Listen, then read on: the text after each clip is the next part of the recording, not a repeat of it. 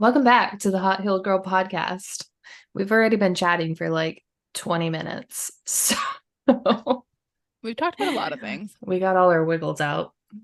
Well, I think some of what we should say should get brought up here, or what we did say should get brought up here, because we're talking about crying and moving emotions. And Hmm. as you know, moving emotions is a huge part of healing, truly.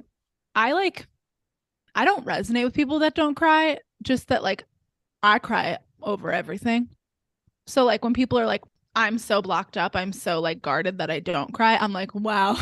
So, like, I don't think that that's it's not a must be nice, obviously, because like they're very blocked. Like they're like think about being literally emotionally constipated. Sorry, I don't mean Hmm. you're emotionally constipated, but like it's a visual. Whereas me, I think sometimes things are too flowing, which maybe that has to do with also my digestive issues, right? They were in the opposite of constipation, and my emotions, I cry over everything. Yeah, we were talking about how we both we're both very similar in this way. Like I also cry over everything. I can watch a video about a dog, and All even the if it's a TikToks happy I cry video, and over. yeah, I'm just like sitting here bawling, especially if it's right before my period, but just like all the time anyway. But we were talking about how we'll be like talking about things and then like feeling like we need to, like feeling like tears are about to show up, especially if it's something that, like for me, I get super passionate over something. And then I feel like I'm about to start crying and I'm like, why is this happening? But we're talking about how it's just like energy moving, like energy and emotions flowing the way they need to flow. And so I was in a call yesterday where they were talking about how everyone needs to move energy because we do.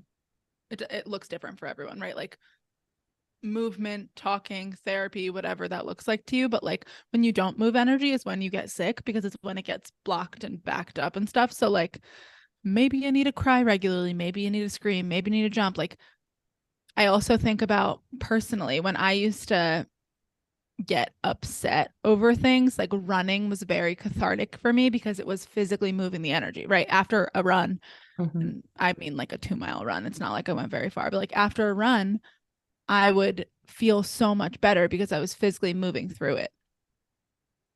Like crying does the same thing. Mhm. But how do you move through your emotions? Like, what do you physically do to move through them? Or do you talk? Or I'm a talker. We know that I could talk to myself all day. I am not a talker. I actually think I shut down more when I get emotional. Ooh. And then, So it's more of yeah, an effort.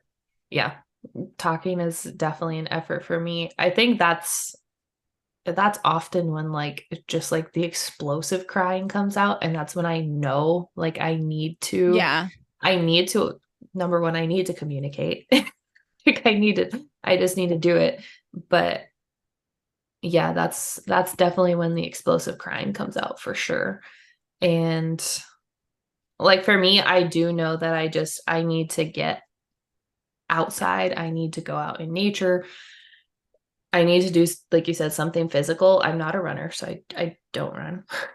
I haven't run in a while, but I used to. It was very good for me at one point in my life. It was when I was going through, as I've said before, I was in an emotionally abusive relationship. And when we broke up, like I really started honing into running because it just was very cathartic for me moving through all those emotions. Hmm.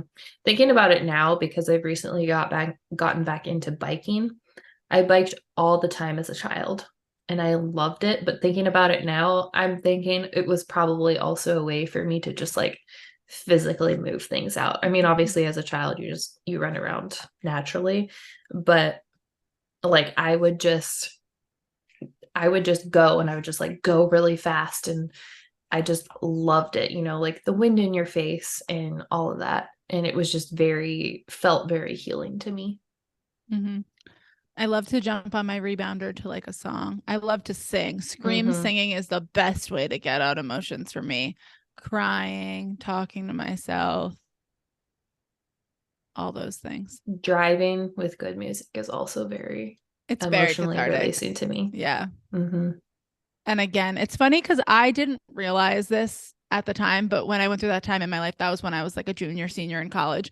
I used to take my car and I used to drive all the way up to near where I live now to go to Trader Joe's because it was the only Trader Joe's nearby. But it was just Hmm. so I could have alone time in the car to process my thoughts and to cry, sing, all of that. Like it was Hmm. a 30-minute drive. to Trader Joe's. Yep. Yes, I liked Trader Joe's. Don't get me wrong. It was very easy when I knew what I liked with all their groceries, but like it was also, I could have done well at the Acme across the street. It was just like a very cathartic, like it was me time. It was me time to go by myself. I didn't invite my roommates. I apologize if any of them actually wanted to go with me to Trader Joe's. And I would go drive up there. I cried almost every single week doing that, honestly, because it was just like me time to like get it all out or sing or scream or talk to myself in the car because that's how I like to process emotions sometimes. So like clearly I didn't know that I was doing all of that to process emotions, but it clearly worked out for me. The running, which is still, those are all still things I love. Mm-hmm.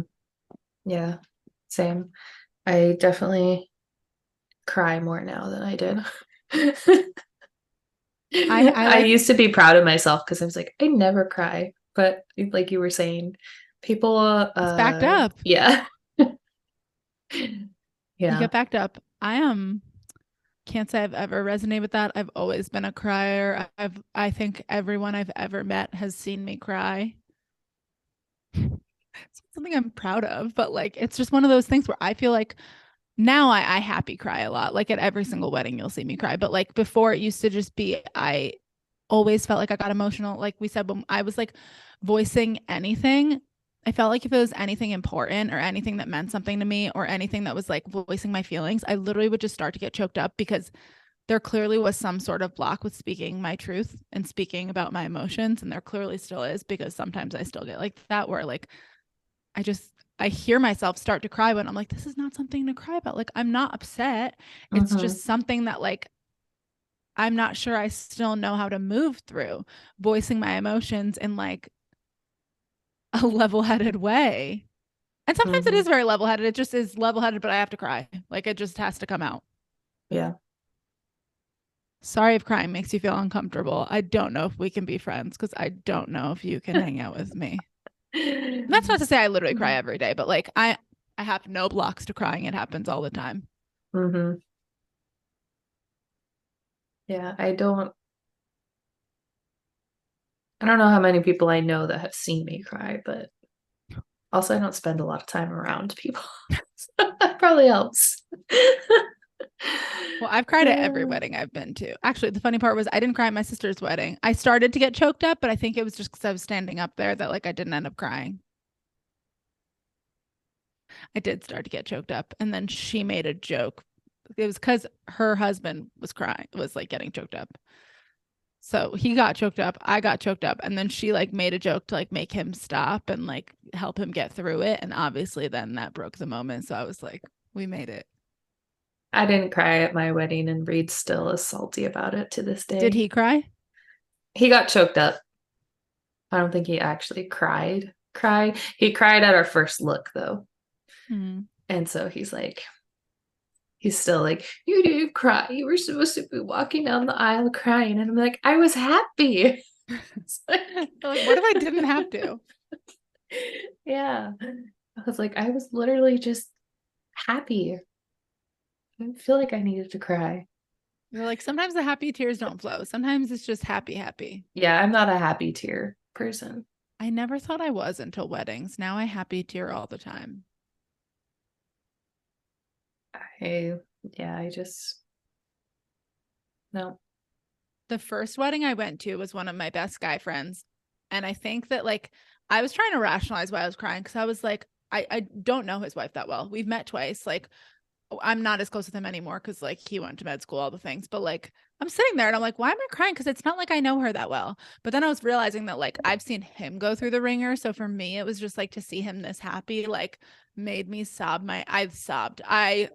Me and one of my other guy friends sobbing. And Dan's there like, and it's just the three of us, and the two of us are sobbing. And I was like, oh my God, because he was crying. So then I started crying. And I just don't even understand that chain reaction.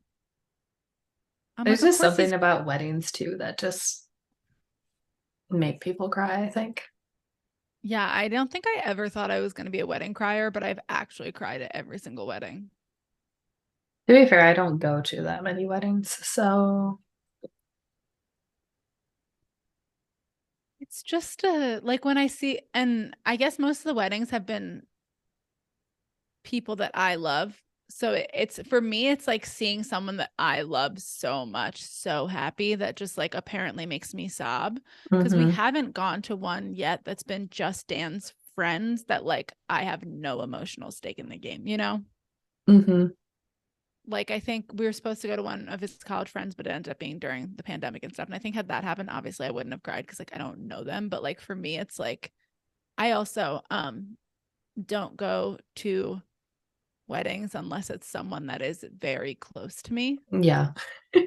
I've said that. It's fine. It's life. Like unless it's someone that's very close to me because it's half them have travel and stuff. Like I love to travel, but like I also would rather travel to something that I want to do. So unless it's someone very close to me that I love so much, like I'm just not going. Mm-hmm. Sorry. Um so that's why to me like I feel like every single time we've gone to a wedding it's someone that's so fucking near and dear to my heart. I'm like I've seen you through your through your emotionally abusive ex-boyfriends. I've seen you through all the shit and like we made it. Like Mm-hmm. we made it. No, them Yeah. obviously, but that's I think that's why it gets me because I'm like, especially a lot of these people are friends I've been friends with like 5+ years. I'm like, we've been through some moments. Mm-hmm. So anywho, we're gonna switch gears because I want to ask you about hormone balancing. I have been getting so many questions about it. And I know you get questions about it all the time. So what are the top questions you get about hormone balancing? Like, how do you balance your hormones? But like beyond that, because that's too intricate a question.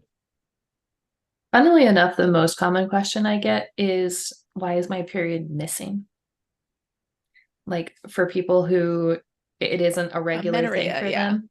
Yeah, it's not a regular, but usually it's just like where they normally have like a pretty regular cycle, or it's not necessarily regular to the day, but it's not like anything abnormal, and then all of a sudden it just disappears. And that's, for some reason, this year that has been the top question that I get, and I get it like every couple weeks or so. And what's your answer? I think I know what it is, but tell the Stress. people. Yeah. Tell the Yeah. people. Yeah. And it's so funny because every single person, when I'm like, because they're like, is it something I'm eating? Like, I don't think I've changed anything. I'm not working out any differently. Like, what is it? I'm freaking out. I'm not pregnant. And I'm like, it's probably stress. Have you been stressed? And every single person, oh, yeah, last month was really stressful for me. Or like the last couple of weeks were really stressful for me. Every Or, single person. for me, I get a lot of pushback. It's like, well, I'm not any more stressed than I was. And I'm like, well, it's accumulated. Like well, I've been like this. My job's been like this. And I'm like, yeah, your body can't last like this forever. Yeah. Yeah. Like we always say, your body shuts down your hormones first because you don't necessarily need them to survive. Hormones, digestion, hair growth. First Mm-hmm. things to go, last things to come back. Yep. Yep. And so, but yeah, like I said, most people, once I tell them that, they do make that connection of like, oh, there's been like a little extra something going on, Mm-hmm. especially for the people where they just like don't miss periods really at all. So it's really weird for them. But and then when that happens, you're also like stressed because you're not getting your period. So there's like this extra added stress, on top of that. And so it's just a big mess of like trying to get everything to come back. Um, a lot of people, once they realize that, and they actually like, if they make the conscious effort to switch and try to de-stress, a lot of them will message me, like within a month or so, and be like, oh, hey, my period came back because I've been doing this, that, whatever. Mm-hmm. And then there's a handful of people where obviously just like life, like it's their job or whatever, and they can't really reduce the stress unless they quit their job. And then it definitely takes a little bit longer, especially if they're not being super proactive. But I will say for the majority of people, they get it back within 3 weeks to a month if they focus on de-stressing. Okay, so I know you have a new course out, the hormone reset course, and I know people are on the edge of their seats because they're like, what's the difference between working with you one-on-one and this course? How do I decide what to do? Because my hormones are fucked up. I'm tired of it. I finally want to do something about it. I finally want to work with you. Which one do I choose? What's So the the difference? the course is going to be a little more self-paced. Like it's not really working with me one-on-one as much as obviously one-on-one. So it's going to be 3 months, and then you'll get each module every week. So you go through it yourself, and there'll be like video and audio recording, and then you'll get the downloads. And then we'll have a live call every week. So you do get access to me to ask questions. And then you'll also be put in like a community pod group with the other women and then also me. So, you can ask questions there. Um, it's basically the blueprint that I wish I had when I started having painful periods. So, it's like all the steps of everything that you can do to apply to your life and your lifestyle to, I'm calling it, like painless periods by the holidays because it'll be done like right before the holidays start. And so I'm like, why wouldn't you want pain-free periods by Thanksgiving? Like, who wants to go through the holidays and have to try and schedule around their periods? Because I know everybody travels or family comes and you're doing all this stuff. And it literally sucks when you have to deal with a period, especially if you're in bed for like 12 to 24 hours, because I've been there. I had one year where my period showed up on Thanksgiving and then showed up on Christmas. No And it was bueno. when I was dealing with really painful periods and I like basically couldn't participate in any of the festivities because I was just in bed all day because it was so painful and it sucked. And like I was having to like try to schedule around it, but I pretty much knew I was like, it's just not going to happen. Thankfully, Mm-hmm. we weren't traveling that year, Mm-hmm. but like when I have travel that comes up, or not anymore because I don't deal with that anymore, but when I did have travel that came up, I would always get so stressed. And then like the stress of traveling and the stress about being stressed about my period coming would just like throw everything off even more. But it would be the absolute worst when I would have to travel and I just couldn't reschedule something and my period would show up because they were so bad, you guys. I basically couldn't move. Like, I think the first time Reed saw me like really, really bad, I don't know if he quite believed how bad they were until he saw me like try to get up out of bed and I'm just like doubled over holding my stomach and like walking like this old hunchback lady because it literally just hurt so much I couldn't even move. And sometimes like even taking ibuprofen wouldn't even touch it. They were so bad. Mm-hmm. And so yeah, like nobody wants to deal with that during the holidays or ever, So how do honestly. I know which one's for me? Like what's the difference between the two? Because if I work with you one-on-one, I can get pain-free periods, and if I work in your course, I can get pain-free periods. So You can. what's So the difference? one-on-one, obviously, we go a lot more in depth. We get super personalized with it. The course is just, like I said, it's a basic blueprint for everyone to follow.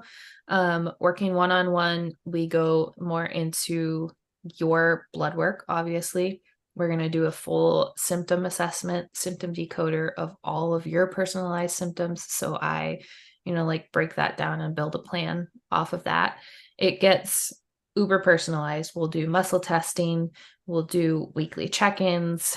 It's just very much more so a personalized plan, whereas the course is just going to be the basics that I think everyone needs to Yeah. apply and will work for everyone if you apply them in the correct order. Mm-hmm. But obviously, if you're maybe don't have extremely painful periods, but you still have just like cramps that you want to get rid of, Yeah, or and you have a you know slight, the hormones are messed yeah, up. Yeah. yeah, and you have a slight hormone imbalance, and you want to work on that yourself. Like you don't feel like you have something super serious going on that you need to dive into blood work and muscle testing and get like super specific. Then if you're just kind of in that boat, then the course is definitely going to be for you. And then, you have all of the access to that for life, Mm-hmm. essentially. And there'll be extras like recipes, workouts, journals, all that kind of stuff Mm-hmm. that you can utilize. But yeah, one-on-one is like if you're basically where I was kind of. Sick and tired of being sick and tired. Yes, yes. And just like in bed for 12 to 24 hours and like there's something going on, you feel like you've tried everything and you just want to get down to whatever the heck is causing all of this stuff.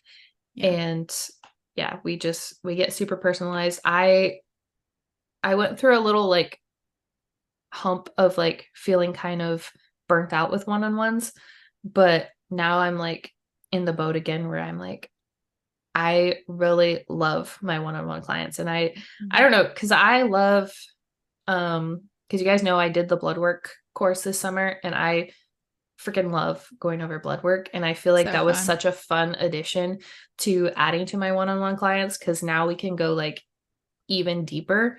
Like my symptom assessment decoder, it was extremely in depth to begin with. So now like combining that with blood work, I feel like it is so easy to pinpoint where we're starting from. Yeah. And you don't have to like take all these supplements that you don't need or try to figure out, oh, is this working? Is this working? So you combine that, with muscle testing too. And it's just super fun to get that specific plan for each person because, when you're dealing with something that chronic and that painful, it's not necessarily a blanket approach that is going to work for you. So, what I'm hearing, and this is just me mirroring it back to you, if I'm someone who is absolutely struggling, has tried everything in the entire world, my periods are still awful, I still have those cramps, one-on-one. But if I'm someone who knows I have my hormonal imbalance, like I'm struggling because I'm like, okay, like there's a hormonal imbalance, but I don't really know where to start. I've tried a couple supplements, I've tried a couple diets, nothing's really working. Like then I want the course because it's going to give me a more tailored, a more proven strategic approach that's actually going to help me heal my hormones. Yeah. And the course is also a little more budget friendly for that reason, because obviously, like we don't dive in quite as intensely. I'm not working with you one-on-one. Duh. Yeah. And I'm not paying for your time. Well, I am, but at a, at a smaller scale. Yeah. Yeah. We're not spending an hour each week one-on-one together. Okay. So if someone's still on the fence, they're like, I don't know what to do. I really like my periods are pretty bad, but like, are they bad enough? Like, what do you want to say to them? Do you want them to start with the course? Do you want them to just talk to you about one-on-one? Like, what do you, this is me. Chat with me. I mean, I've chatted with multiple people and, like we figure out where you're at. You can always hop on a free discovery session. It doesn't cost anything. And then we just chat for like 20 minutes and kind of figure out where you're at and figure out, what's going to be best for you. I'm never going to push you into something just because I want to get paid for it. I'm always going to, like push you towards the avenue that I think is going to benefit you the most in the long run. I love that. So I heard you guys talk on the podcast. There's emotional healing that needs to be done for hormones. Is it in both? It is. Yeah. And I just signed up for MBSR. You guys know Courtney does MBSR. So I have been wanting to do it for a while. Go listen to our podcast on it if you haven't. It's still one of our top now we need to podcasts. do another one with Amanda so you can actually meet her before the course. That would be so much fun. Yeah, the course starts in 2 weeks. So yeah. Never mind. I ain't gonna get on our calendar that fast. Yeah, but maybe after, I don't know. But I'm very, very excited about that. I've been wanting to do it for a long time, and it just like all the pieces just like popped together so quickly. Like it wasn't even on my radar timing to do this.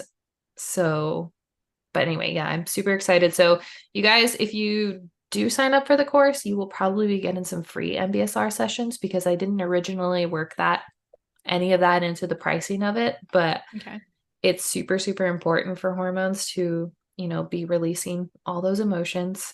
We were obviously just talking about crying. We'll teach you how to cry. Crying releases estrogen, if you didn't know. Everyone's always surprised by this. And a lot of people, obviously you get more emotional before your period, but I've noticed a lot of people with bad estrogen dominance will just cry so much before their period. Like they get so emotional. And obviously you do have more anxiety and more mood swings if your estrogen is higher. And so that's just naturally going to happen because that hormone is out of balance. But one of the big reasons why you want to cry so much is because your body's trying to release that. It's trying to get rid of that hormone some way, somehow. And if like your liver's blocked, if you're not going to the bathroom, it's trying to push it out somehow. So if you find yourself crying all the time before your period, it's highly likely that you're trying to get estrogen or some type of hormone out. Are you saying I'm estrogen dominant because I cry so much? You just cry all the time, though. It's not like just before your period. But guys, I think there's some other emotions going on. On that note, the body doesn't make any mistakes. Like, I think I need to hone this into every single person's brain, because I feel like people get so tied down to like, what's going on? Why is my body working against me? Why is it doing this? Why? The body's not making any mistakes. It does not do that. There are no mistakes. The body knows how to heal. It knows what it needs. It's going to do what it has to do in order to get what it needs. Yeah. Right. If you're not listening to it, if you're not listening to the whispers, it's going to start screaming. Or if it needs to detox some way and your liver's blocked, you're going to start crying. Or maybe, I don't know, your flows will get heavier or something. Yeah, or you'll break out or whatever. Like your body's trying to get rid of stuff. It's doing this for a reason. Yeah. That's that. So, but I think that people want to know a little bit what is the emotional healing? Just give me like a brief overview. Obviously, don't tell me exactly what you do, but like, what does the emotional healing look like with you? Okay, we might get little mini MBSR sessions, but like, what does it look like? How are we going to heal? So if we work one-on-one, it's usually different for each client, depending on what they respond to the most. I do a lot of EFT tapping. I do a lot of brain rewiring meditations for them, and I'll like choose ones that they can do on their own. Sometimes we'll do some together, like one-on-one with our calls. And then I also have a trauma technique that I learned in school. And so I'll do that with some people. That one is a little bit more intense. So, like I don't necessarily start out with that with everyone, but usually kind of by the end of our sessions, I'll start working that in once they've done like EFT tapping or more of the meditations and stuff. And that one I'll like do that with them, because it's kind of it's talking through things, but it's also affirmations. And then I like do releases on you as well. So that one's pretty powerful. Most people cry with that one. And yeah, if you're like feeling uncomfortable about crying in front of me, I let everybody turn their videos off, whatever. So, and then we'll do it at like the end of our sessions. Oh, I mean it. Half my clients cry just in coaching calls, and I'm like, let it out. I give you a virtual hug. Yeah. But I tell everybody, it's like, if you want to turn your video off, go ahead. And then I'm like, you don't even have to turn it on at the end. If you're done, we can just like, like release those emotions, and then we're done for the day. But I really like that. Like I said, it's a little more intense, but it really does work. Like every time somebody does that, they'll message me like even after or like the next day, and they'll be like, I feel so much better, or I like cried the rest of the day and now I feel so much better. But yeah, it's very personalized when we're one-on-one. For the course, it will be just like a lot of the brain rewiring meditations that I like, and a lot of the EFT tapping videos that I like. Love that. The trauma technique is much harder to do on a course because again, it's really personalized. I'll probably do some of the affirmations in there, but it's more so something that you have to like sit down with someone and do one-on-one. And then obviously there will be MBSR added to the course as well. Okay, one final question. I am the people. I'm channeling the people. If they still, right, they're on the fence, they don't know which one to do, give me like a little example of like a client that you've worked with that you've taken through this.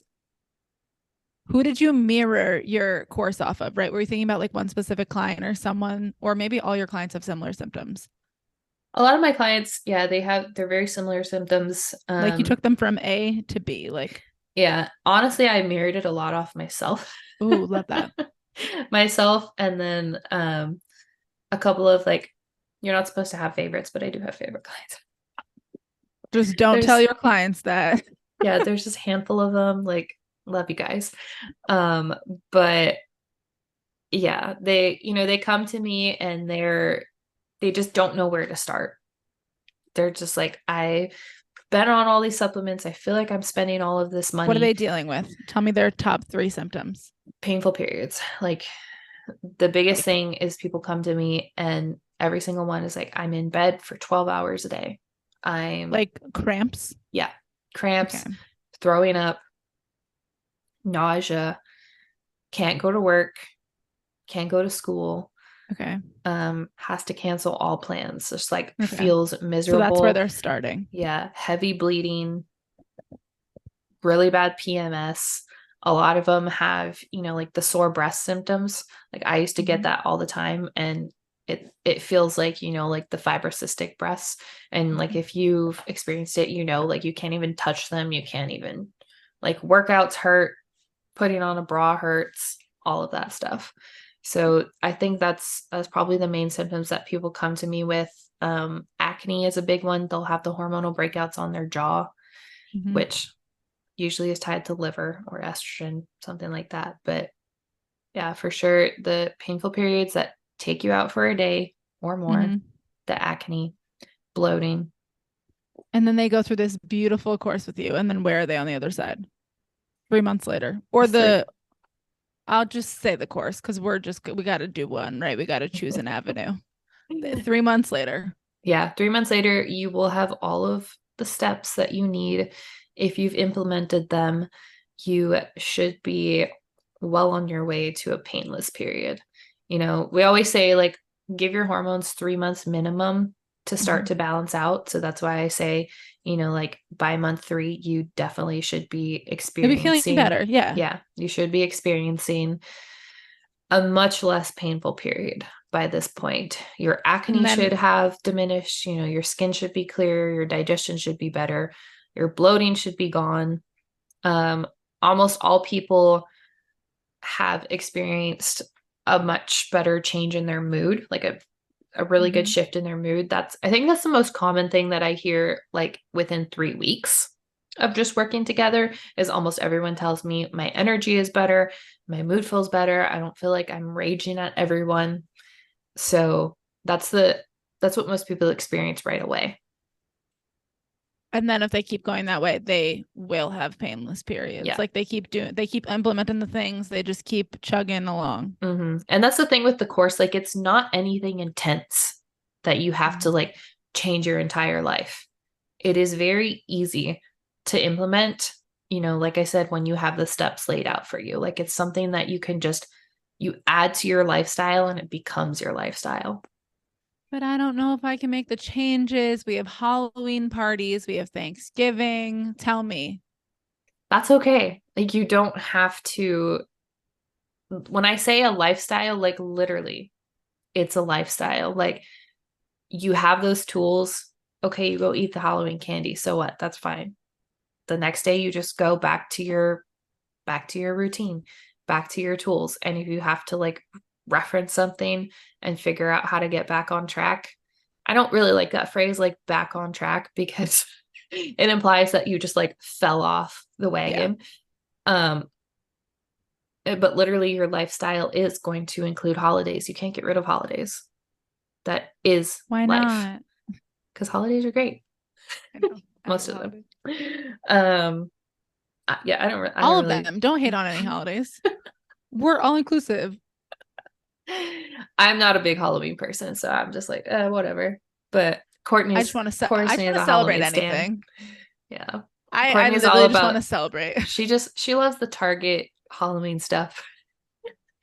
The I went candies, the popcorns. Well, I like don't ever get to give out stuff. So like I love giving people alternatives because I also know when I have children, I would love for there to be more of those alternatives out there. Yeah. That would be nice. Hmm. That would be nice for me to not have to take 100% of their candy and swap it with something, right? Like that would be nice. Yeah. Yeah. But yeah, But anywho, that's not what we're talking about. holidays are a part of your life. So like enjoy the heck out of them. The way Don't I also don't look stress at about it it. because you're implementing these now. So you're going to be a month deep before anything really starts, like a month plus, which is enough time to get habits in a place where like you're eating overall better, right? Like you're Yeah. sleeping overall better, you're moving more. So when you make those choices that are part of that 20%, like it's not going to uprail your life. It's not going to like you're going to realize why you made the changes you do, honestly. I tell people that all the time when they're like, "Oh, I don't know if I can do like a diet." And I'm like, "Believe me, once you like switch to a more whole foods diet, you're going to feel so much better that when you go off of it, you're going to remember why you eat this way because you Hmm. feel so freaking good." Yeah. Yeah. Like And food is fuel. And yeah. then the rest, that's just my example. But there's like obviously all those other things. You have these habits in place for a whole month before you even start getting into the temptations of the holidays. And that's not saying that like you don't ever eat the things, enjoy the kids' party, enjoy the candy, but like you'll also be more aware of how you feel when you eat certain things. So you'll know, okay, I want that right now. I really do want it, right? Versus like I'm just taking it because it's there and then I feel like shit. Hmm. Yeah. You'll have so much cleared out of your body by then. Yeah, And then you'll have, the steps to go back to exactly. that yeah, you shouldn't feel like shit afterwards. Exactly. And then like, you eat the thing and you're like, I remember why I eat this way because I just feel good. I feel Hmm. so good on a whole foods diet that like, yeah, it's fine. It was Yeah. good. I enjoyed it. I was happy I did it, but like I don't feel the need to eat that every single day because I feel so much better eating this way all the time. Yeah, I'm that way. Like I sometimes I just really want some ice cream, so I'll get some ice cream and then I'm like, yeah, that was good, but like now I don't need any for quite a while again because I just feel so much better eating the other way. Exactly. Like you have your treats, you enjoy your life, you live the 20% because the Hmm. 20% is where we find that freedom. I literally saw something the other day where someone was like, influencers are trying to be cool by telling you to not live that lifestyle. And I'm like, no, I lived the lifestyle of being a strict and I didn't live a very good life. I'm not going to lie about it. Like, I'm so much happier going to get donuts on the weekends Yeah. versus And being happy is a very crucial and important. and like I thought I was happy that way. And that's not to say I wasn't somewhat, but like I felt so restricted and I Yeah. didn't. And I'm a very disciplined person, so it's very easy for me to restrict myself. But it sucked to like go and have to bring my food, to feel weird about eating that stuff, to like feel like if I ate one bite of sugar, I was going to derail some stuff because I had all the candida junk going on in my body, right? Like the fact that sugar was the devil for like a whole year of my life was hard that I couldn't Hmm. eat any treats that I like to eat. Yeah. So like influencers are not telling you that to be like cool. It's because as someone who lived that life, it is literally orthorexic. It's so toxic. It's just so Hmm. toxic for your mental state. It took me like 3 years to eat a banana again.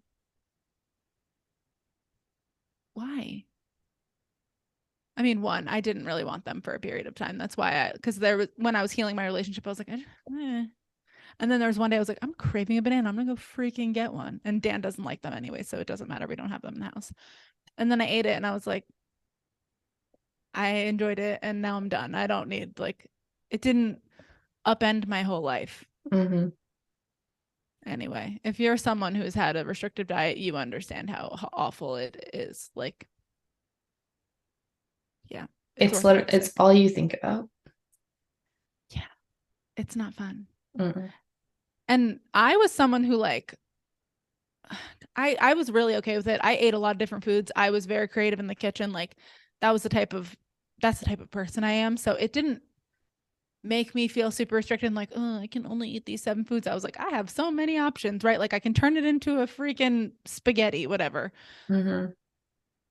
But it just was too much mentally for me to be afraid of foods for like 3 years. Yeah. Like I still check my ingredient labels for sugar, but that's because I think sugar is injected into every part of our life. And I don't think we need as much sugar as people think we do. No. There's sugar is in literally everything. I'm like, there's a strategic reason why I try to limit my sugar. It's because it's in literally everything. And in high doses, it's so bad for us. Hmm. Like when I was telling someone like I don't like sugar in my broth and I don't like sugar in my red sauces, so I was checking and they're like, "Well, sugar's not bad for you." And I was like, "100%, but like microdosed into every single thing, like microdosed in my broth, microdosed in my red sauce. Like those are things you don't expect sugar to be in, so that like when you eat the big sugar things, like there's just this is too much. Anyways, that's my sugar rant that I didn't intend on getting on.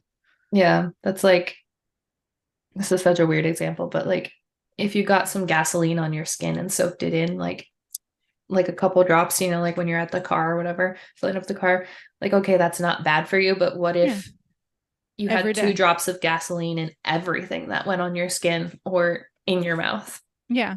Or like I'm eating broth a lot. I'm having red sauce a lot, like every day, those sorts of things. Anywho, because Yeah, I was red like, when they, sauce, man. If you guys don't know this, check your spaghetti sauce because that's the y'all, number they one thing put I have people sugar check. in every one of So, those. fun fact, when I first went, like I said, Candida diet, whatever. Do you know how hard it was for me to find a sugar-free red sauce? Because this was 2017. The only brand. So if you get your red sauce at Trader Joe's, they do not have any sugar-free ones. Don't even bother looking. The only brand at the time that I could find that did not have sugar in it was a 365 brand at Whole Foods. One, it is delicious. It's great. Maybe the Rouse one existed and I just couldn't find it in store. It totally might have still existed at the time. Couldn't find it anywhere. I the amount of things I turned around to look for a red sauce without sugar in them was stupid because don't look at the grams of sugar, look at the ingredients because it'll say like less than 1% or less than 1 gram, whatever. I get it. It's negligible. It doesn't matter to me because also if it's less than 1 gram, it's in the serving size. There might be like 12 serving sizes in that jar. Mm-hmm. Check your sugar. Yeah.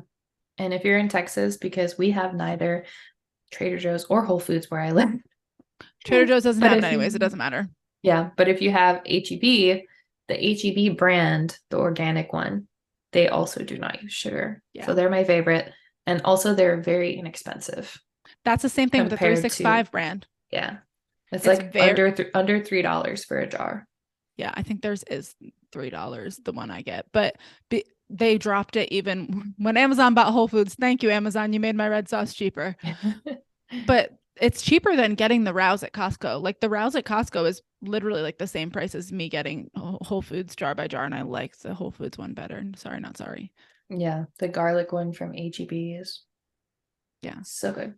So this ended up being a masterclass on not getting microdosed by sugar, but just check your ingredients and check the word that says ingredients. Check the specific ingredients because then you'll see if there's sugar, if there's there's so many different words for sugar. I'm not getting into that, but like we don't need to be microdosed of sugar all the time because sugar in high doses can lead to a lot of different issues in the body. Mm-hmm. Especially if you are dealing with a hormone imbalance, like insulin is a hormone. So if you're constantly pumping out insulin, it's going to lead to an imbalance of other things. Yeah, and gut issues. If you are constantly overloaded with sugar, it's going to overgrow everything in your gut. You're going to have Yep. bacterial, candida, but that's not to be afraid of it, right? Like you see me, I eat donuts all the fucking time, and I'm sure they use regular cane sugar, and I love it. Like I'm not afraid of it anymore, but it's very intentional. It's like when I'm getting donuts, I'm getting donuts. When I'm eating everything else, I'm not eating sugar. Yeah, If I I'm was gonna having say it's a not like treat you're with sugar, eating yeah, donuts after every meal every day. no, we get them like once a month, maybe every other week, something like that. Mm-hmm. Oh, I'm sure I love it. And it's just like being intentional about it so that you know when you're eating sugar, you're eating sugar. And when you're not, you're not accidentally getting it in literally every single thing you eat. Yeah. And that ended up being a weird turn, but cool. Where can the people find you? You can find me at Emily Joy Wellness, Instagram, website, YouTube, TikTok. What about you? Funny fact, I thought Joy was your middle name because that's why it was Emily Joy Wellness. I did not realize it was because of like happiness. It actually, no, it is. Well, my middle name's Joyce, so it was like Okay. but Because like, you were saying that you were like, yeah, that's like my name. And I was like, but I mean, that's why I chose it though, was that makes because, sense. like I wanted it to be the joy of health. Like I wanted health to be joyful and fun. Yeah, I love that. No, but when you said that, I was like, do I not know her at all? But No, anywho, you can you're find right. You're me. right. No, I feel better that your middle name's Joyce because I was like, shit. What's your middle name, Emily? Um, you can find me at the THE Rooted in Health. Cool. And if you like this episode, give it a like, give it a subscribe. If you want to drop a rating or a review, we would love all of that. And as always, you can find all of our links for everything in the description below. Bye.